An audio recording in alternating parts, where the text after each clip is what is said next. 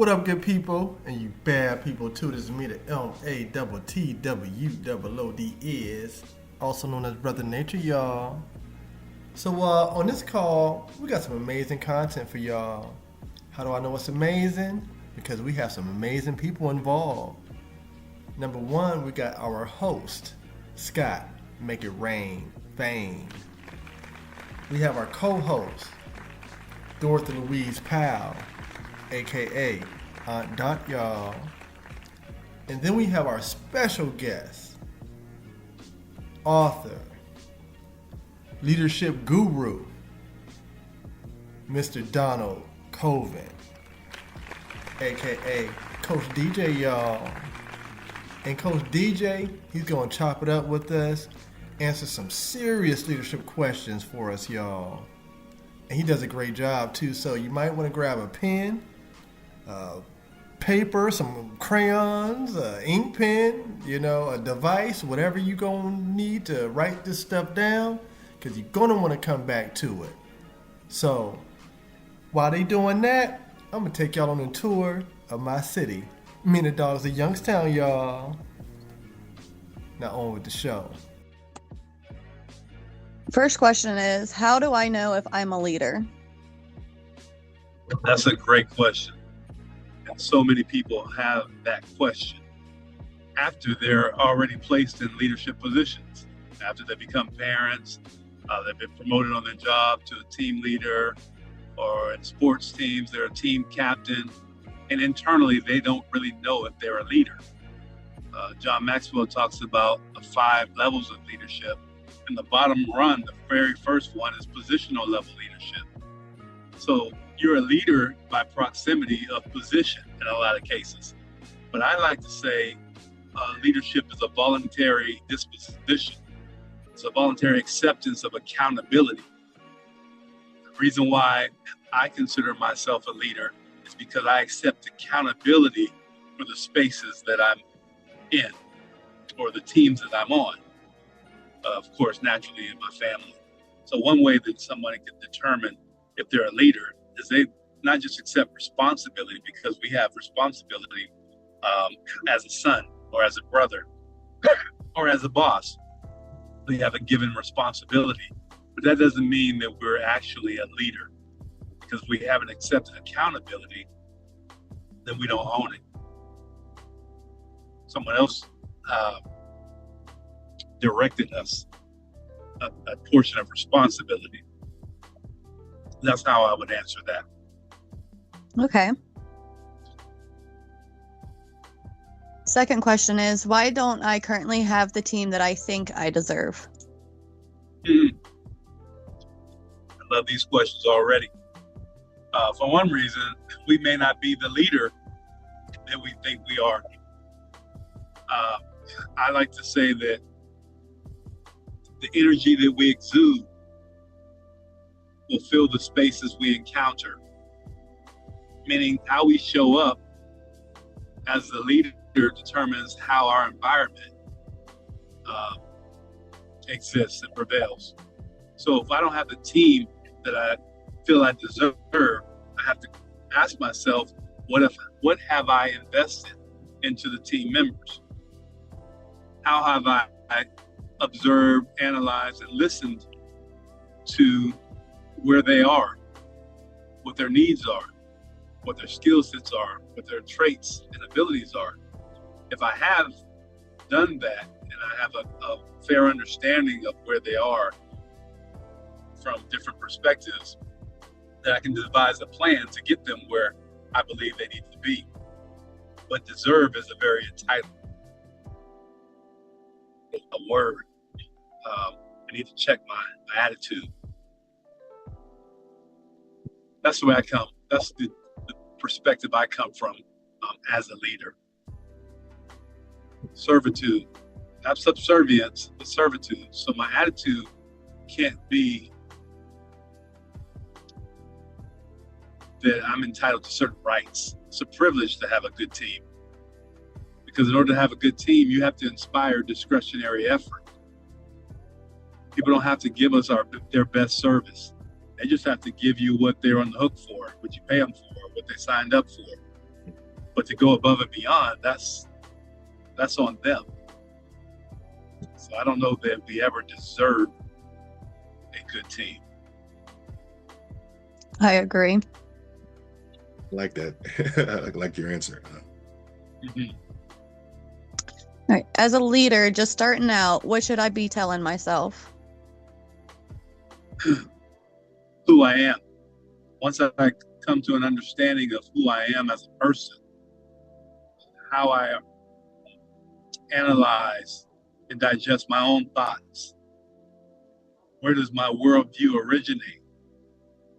I was in a training session with the great Les Brown, and he asked me the very question, what's the number one quality or characteristics of a leader?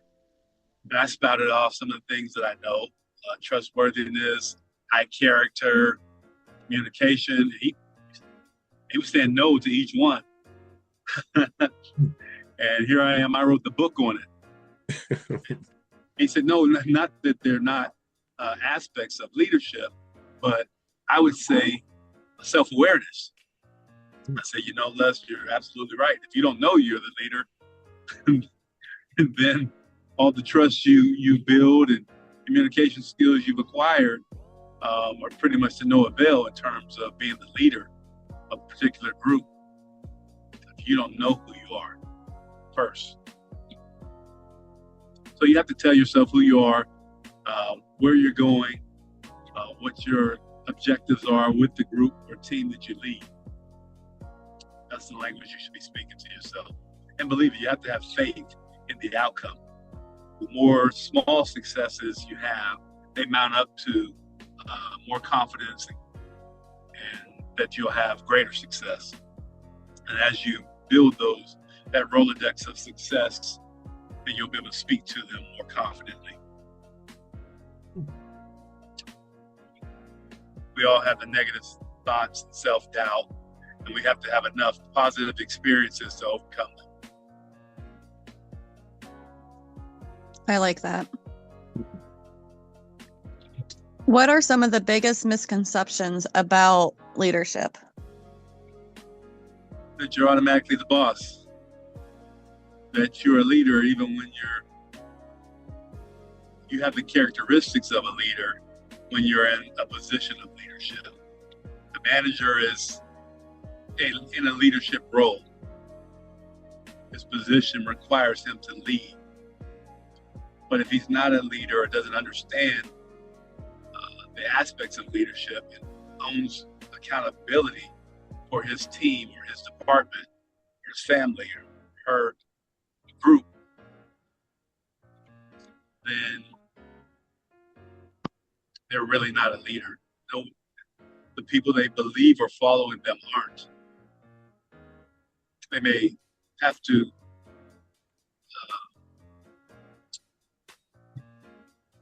follow them from the aspect of, I need my job, or you're my parent, so I have to do what you say.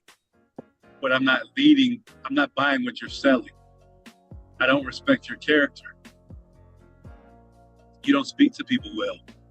You don't articulate the vision of where we're going or why I should be a part of the group. So I can't necessarily say that you're my leader. I wouldn't acknowledge you as a leader.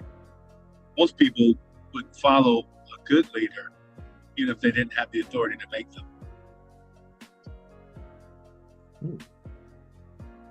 John Maxwell says leadership is influence, nothing more, nothing less.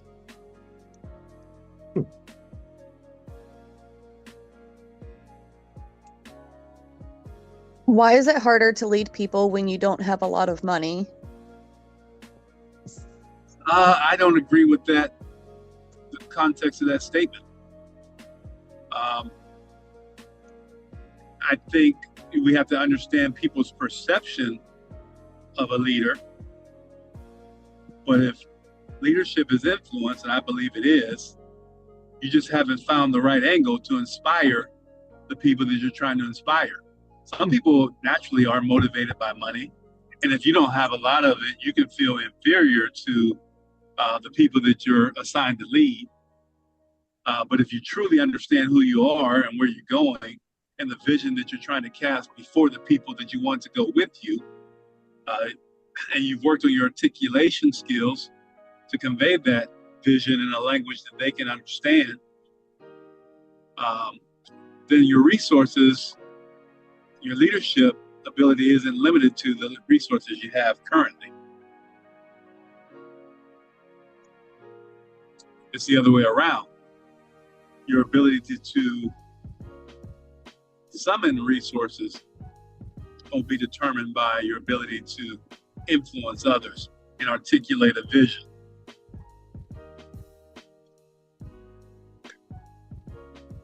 Just got to put it all together in the right order.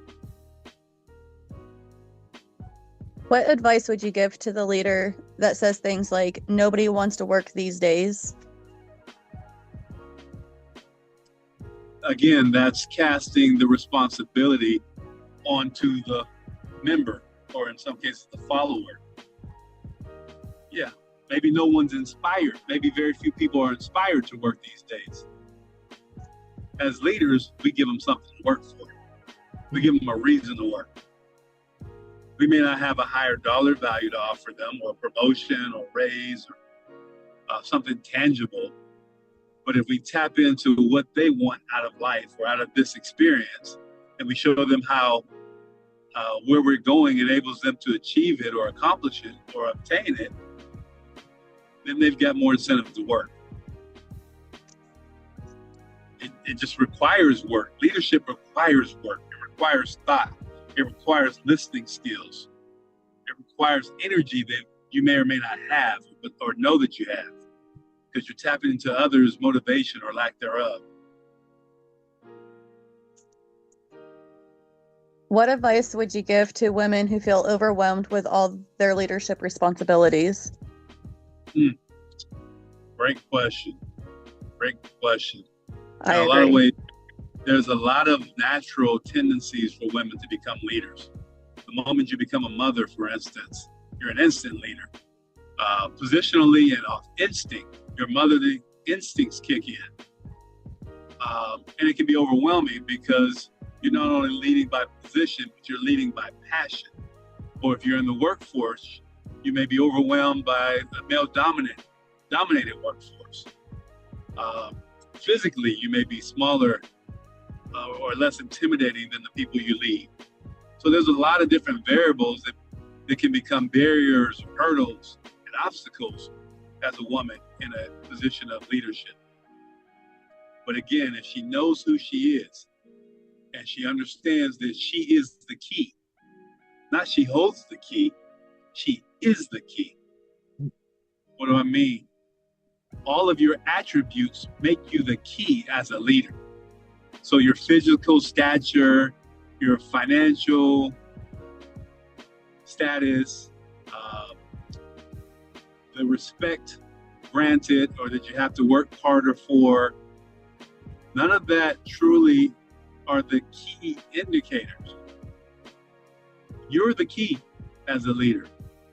And as you learn that and what aspects and characteristic traits and the development process and journey that you've been on, once you understand how to master yourself as the key, then a lot of that burden goes away because you understand delegation, because you know how to inspire others.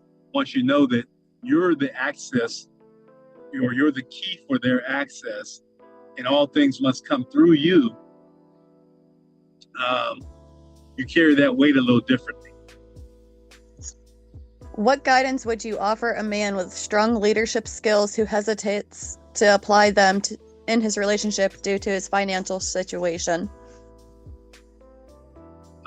Just again, knowing who you are, what you know and what you understand about life or the particular craft or area of interest that you're pursuing.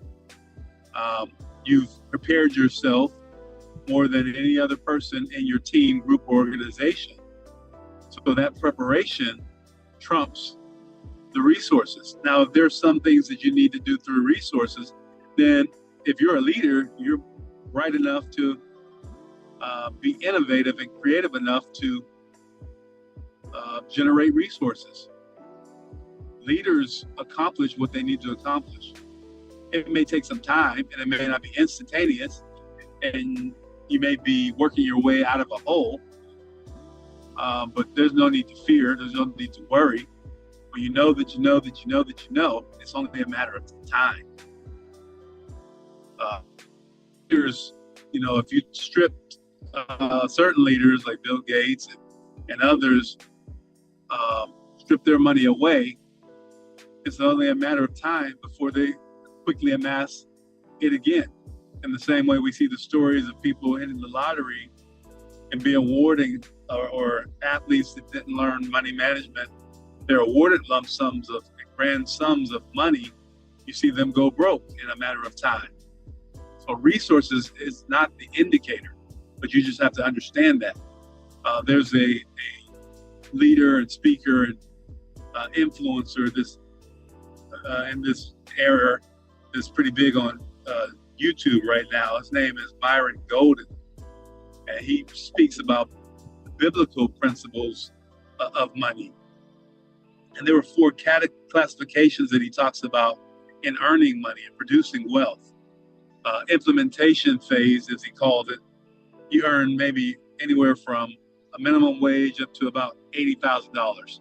And that's those earners that trade time for dollars, so to speak. Trade your labor for a service.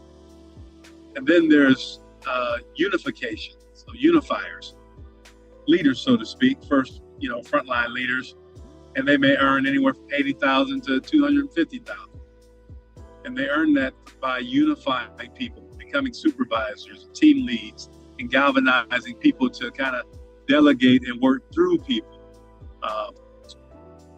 John Maxwell would call that the production stage, where you're starting to be able to get things done through other people. And then that third tier that Myron Golden talks about is communication. When you can articulate how to get something done, or articulate a vision of some sort. You see the higher earners like sales, insurance sales, or just any type of sales man or woman. They can earn anywhere from $250,000 to $1 million because of that level of communication. Higher level leaders traffic in that realm. And then that fourth realm, he talks about imagination. That's where you have, internet, boomers, and IT, innovative creations, product-driven, AI, Bitcoin, and things like that, where you're, in the millions of, if not billions of dollars, due to your imagination, an innovative product. So it doesn't come down to money or status. It comes to what you understand about how systems work and who you are as a leader. What advice would you give to someone who always allows people's comments to bring them down? Know who you are.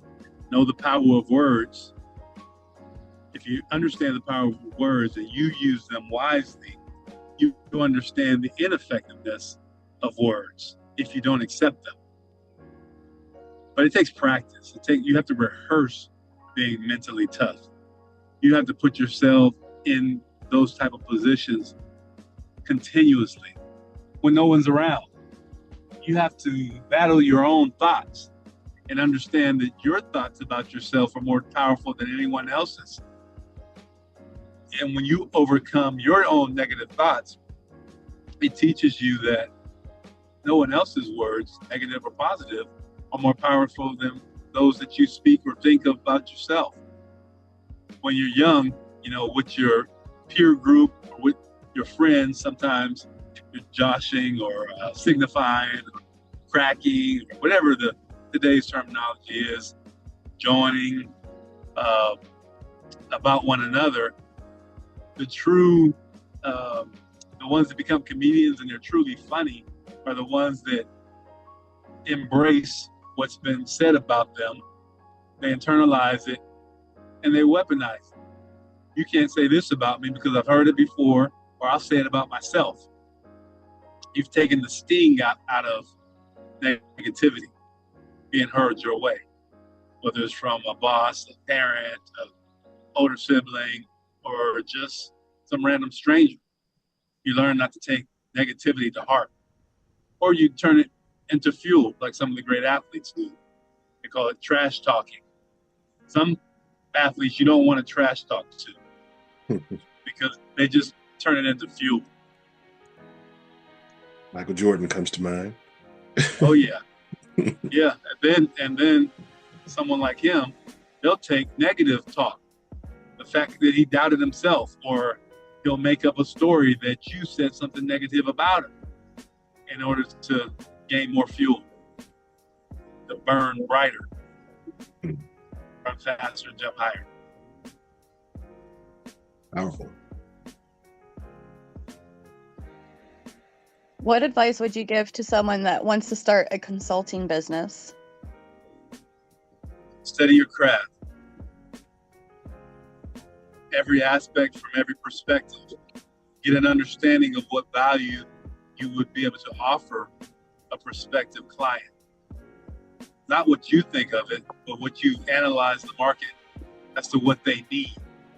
Sometimes our passions aren't what the market is asking or calling for. And that's how come we don't generate leads, clients, and ultimately income. We have to study what the need is and then go study the answer, learn how to articulate it in that communication realm in order for us to be successful at it. To present ourselves in a way that's attractive to prospective clients also. The way we speak. People can tell how much we believe in ourselves or our services by the way we carry ourselves, by the way we speak to them. If we got a lot of doubt in our answers or in our proposals, then they'll doubt us. If we have a lot of confidence, then they'll believe in us. That's leadership. I speak it, therefore I can become it. I speak it in the atmosphere so that those I'm trying to influence, they see it. They hear it and they see it. They believe. You can tell a story or you can show a story. It's imperative that you create a vision on what you're trying to sell or what you're trying to render. If the person you're speaking to or the audience that you're trying to influence can't see it, touch it, feel it, almost smell it, even though it's a concept, then the percentage of believers that come out of that group or audience is going to be relatively small compared to what you're hoping for. And we've got to first believe it in order to sell it. That's true. That's true. I wanted to say that I believe this is one of the final questions. We have one more bonus question, a little bit different, but wanted to see what answer you would give. I'll read this one. The bonus question is, what does the scripture Matthew 5:5 mean to you? That's the blessed are the meek, for they shall inherit the earth. In one word, I say everything, because that's what I've learned. That approach to leadership ingratiates you in such a way that it disarms the audience that you're approaching. And there are some people that are stiff-necked or hard-headed or don't want anything that you have to offer, don't buy anything that anybody sells. But for those that are open-minded, when you approach with a meek spirit, that's not timid or weak. You always hear the phrase, meekness does not mean weakness. Don't mistake my meekness for weakness. It's actually a great strength to be able to humble yourself before people. Come in and listen and learn. Present what you have in a humble way. There's a time and a place for everything. There's a time to direct. There's a time to be demonstrative. But there's certainly a place for meekness. Indeed, indeed. Thank you. I wanted to give. Well, first off, let me just say again, thank you very much. I've been sitting here taking my little notes and everything, and I've been enjoying what you've been saying. Definitely took a lot of lessons. I wanted to give Dorothy an opportunity to ask any questions she may have. Do you have any questions? Absolutely. I did have one question. In your opinion, do you think a good leader is also good at submitting as well, or knowing when to submit? Absolutely. Just let's take conversation, for instance. If I'm a leader and I'm tasked to lead you guys, and I don't start by hearing what your concerns are, or try to get a pulse or an inclination of if you're following or understanding what I'm sharing, that's a way of submitting myself to you, your voice, your thoughts, your suggestions. If I can't do that, I can't show how to do that. So if I can't show how to do that, then how is my audience going to do that for me and get the lessons or the information that I have to pass along, directions, instruction? So we must first know how to submit in order to show how to submit, in order to offer and share that which we have to provide in the aspect of leadership. I like that answer. Another question is, are you familiar with the book called The Four Agreements? Because a lot of what you were saying, it made me think of that book in that aspect. I have not read that one. You know who the author is? I have it on my over there. I can't remember. I have it on my coffee table, I think. I think it's Don Ruiz, I think. Okay, I'll have to check it out. When you were talking about how your inner mind is more powerful than what other people say and think, they speak on that a lot, and they tell you that you need to stop listening to what they call the judge and the victim in your brain and start listening to the ally. And that's something that that book has helped me train myself to kind of do just that. Yes, you said the key word, train. It's not one thought and then you're cured. No. It's every day. You're training yourself. It becomes habitual. You become overflowing with those conducive thoughts versus those more intrusive thoughts that are more negative. Yes. That mindset of training your mind is key. Yeah, I feel like, in my opinion anyways, that in society we're trained the opposite, that we are always seeing like what we may lack, or we hear all the negative more than we seek out the positive. Absolutely. So you almost have to have a self-esteem before you build it. You have to know that the world is wired backwards in many regards, and understand and accept that, not as your truth, but just as a reality that you live in, so that you're not surprised every time you hear something negative, no matter the direction it comes from.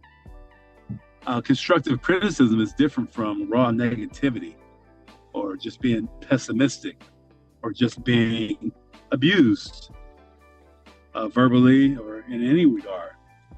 And understanding that difference is critical, because you don't have, Les Brown says, never accept anyone's negative opinion of you.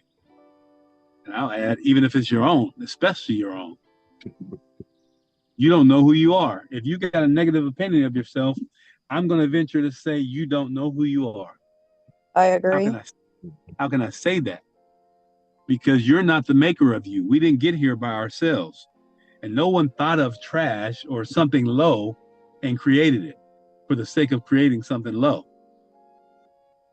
The creator, your creator, thought highly enough of you to bring you into fruition.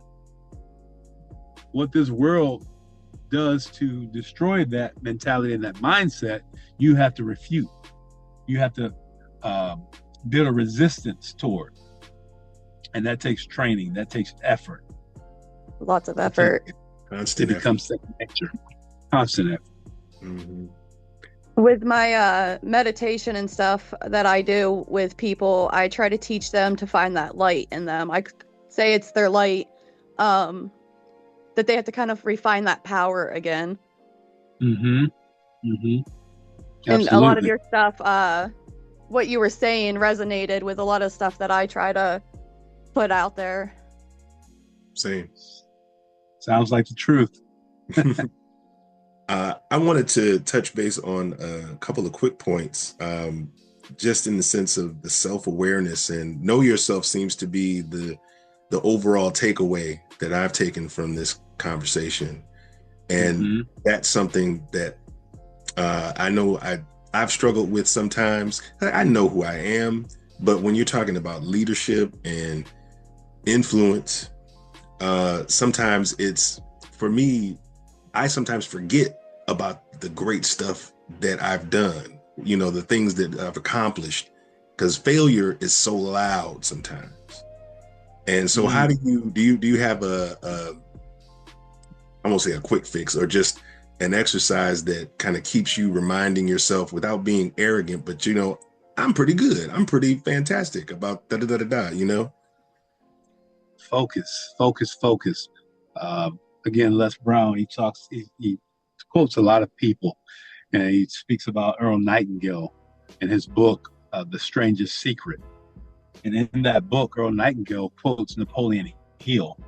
He sought Napoleon's work, and he said Napoleon coined everything up in 6 words: we become what we think about. What you just said, Scott, in essence, we become what we think about. If we truly believe that, we understand how powerful our thoughts are. So we constantly think about when we've achieved, the positivity of who we are, the prospect of where we're going. So if we're constantly feeding our thoughts with doubt, shame, guilt, and all those negative attributes, then we're going to become that. We're going to portray that. So we have to master our minds, because that's where the true battle takes place. And the winner of that battle determines the outcome in the outer realm. Okay. I agree. It's a challenge, but it's definitely worth the fight. And then one other thing you mentioned kind of resonated with me. It was around the time you were talking about the misconceptions about being a leader. And when you spoke about deserving it, and nobody wants to work, and something that I think about a lot when it comes to older generation, people older than me, some people my age, and a little bit older. There's a looking down upon young people as, like they're less than, like they're less industrious. They don't work as hard as I used to. They don't do this. They want to be coddled and da. And if you could just speak for just a minute on that specifically, just, I don't like that. And I just want to try and fight that feeling where people are talking about the young people. That's the future. And we need to empower them, not cut their legs out from under them and talk about them, to me. Absolutely. I'm an engineer by trade originally. And in engineering problem solving method, one tool we use is the 5 whys. So if young people today don't want to work, why? Well, they lack ambition. Why? And you keep drilling down to root cause, so you get an understanding of where, whatever your hypothesis is, whether it's true or false, keep drilling down to understand why, as opposed to just put down and stay down. Because sometimes we put others down to build ourselves up. Oh, the league today is soft. Back in my day, this, and this. Today's young people, this is all that. There may be some truth in some of that. But as a leader, you have to, once you gain an understanding of why, the true root cause, then you have to become part of the solution. The real problem is, I kind of boil it down to speaking each other's language. You don't have language to articulate with a different generation or with a different group or different race. So you put them down, or you write them off, or you avoid them. Learn to speak others' language. Leaders learn to speak the language of all those that they have to lead. And I'm not just talking dialect in Spanish, English, Portuguese. I'm talking about the mindset, mentality. Meet people where they are and show them a way to where you want them to go, or that they want to go, if you're a leader. Man, thank you. I like that answer too. I appreciate that. Well, this has been our time. I really want to thank Coach DJ for spending some time with us. And Dorothy, thank you for your great questions and for participating this evening. We got to do more of these. We're going to be doing more and more of these because we want more leadership and we want more accountability and more people to get to know who they are and know themselves. So thank you very much for your time tonight. It's been a pleasure. Very Thank nice you, meeting you, Ken. Dorothy. Nice meeting you. Absolutely. All right. All right, you good people, and you bad people too. So, was this leadership call amazing or what? I know it was. You ain't even got an answer. But did you learn something? Are you feeling inspired? Are you feeling motivated? Do you feel like leading, or do you feel like following now? Or I guess the better question is, now what? Now what you gonna do with this information, huh? What you gonna do with this information that Coach DJ done sprinkled us with, huh? I know what I'm gonna do. I'm gonna share with the world, you dig? And oh yeah, that Dogs and Youngstown tour, y'all. What y'all think? Do you like what you saw? Do you like the scenery? Did it bring back memories of the yo? Huh? Yeah. So shout out to Jackson April for leading the way. And shout out to you for attracting this video into your life. And yo, it made it to your life for a reason now. But it's up to you to figure out why. And on that note, I am the MATTWOOODS, aka Brother Nature. And we talking leadership, y'all. Peace.